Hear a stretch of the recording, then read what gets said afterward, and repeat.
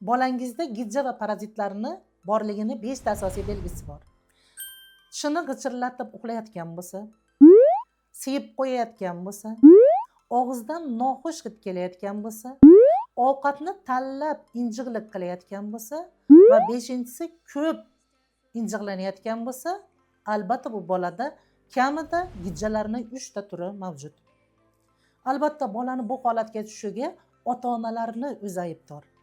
Doimiy ravishda bolaga kola fantalarni berishlik, kreshkalar, sun'iy ovqatlar berilishi bolalardagi gijja parazitlarning ko'payishiga sabab bo'lyapti.